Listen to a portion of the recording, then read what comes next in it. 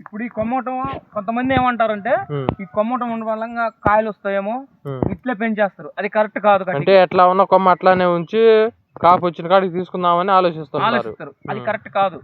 ఇదేంటంటే ఏ కాడికి ప్రతి సంవత్సరం ప్రూనింగ్ పడాలి.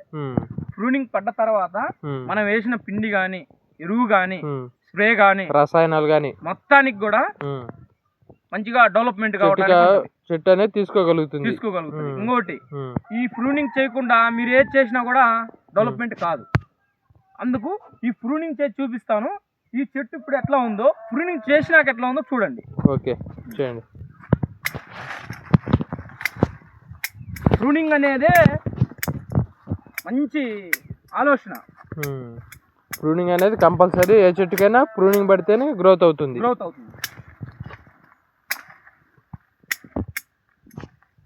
ప్రూనింగ్ చేయడం వల్ల మొత్తము అనర్థాలేదు.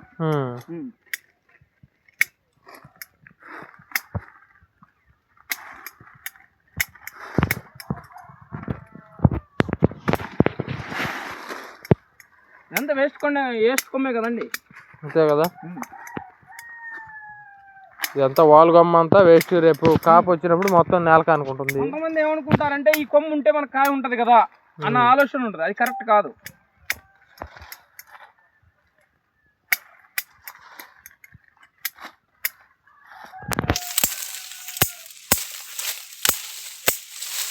ప్రూనింగ్ చేయకపోతేమి ఈ కొమ్ము ఉంటే మనకు కాయ ఉంటుంది అనేది వద్దు. చూస్తున్నారు కదండి, నెంబర్ 1గా కటింగ్ అనేది చేస్తున్నారు జనగాం దగ్గర. మీరు ప్రూనింగ్ అవసరం కావాలని అనుకుంటే శివారెడ్డిని మీరు సంప్రదించగలరు. స్క్రీన్ మీద నెంబరు పెట్టగలరండి. ఇట్లా మధ్యలో కొమ్మ తీయాలి. సూర్యరశ్మి గాలి తోలడానికి, ఎండ అనేది మొదట్లో పడడానికి. ఓకే,